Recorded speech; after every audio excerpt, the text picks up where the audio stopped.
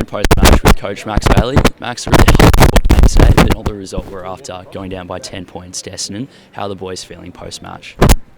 They were a bit disappointed, as we all are, at losing these close games because we've been through it a little bit lately, but understanding it's a little bit about where we're at and just some things we've got to clean up, some small things. We don't think it's a huge thing we've got to do. So in that sense, we're sort of positive in some ways. Essendon seemed to really shut up in that final term, keeping us to just the one goal. Where do you think the game was won and lost today?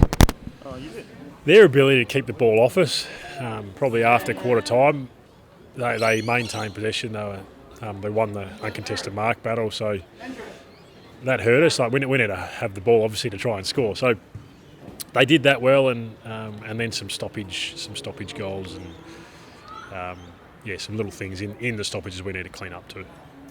Ross came out firing with 4 first half goals. Mark Pidney was enormous with 21 disposals and 50 hit-outs, and Dave Muir was rock solid in defence with 24 touches and 11 marks. Talk us through those boys' performances.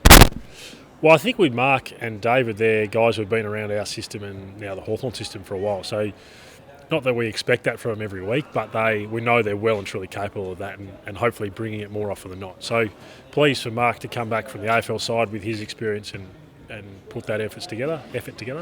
And Dave is a leader of this club, so we know what he's about and does that week in, week out. For Rossi, he's built this sort of game over the last 6 weeks, really, probably all this season, to be honest, and he's turning into a pretty important player for us, where he's looking at last year in his first year, he plays in a premiership side and bobs up here and there, but he's becoming a pretty important player for us, and it's just been happening over time for him, which is good. I think the boys can really learn from today and take into a clash against Sandringham next week to turn the result around.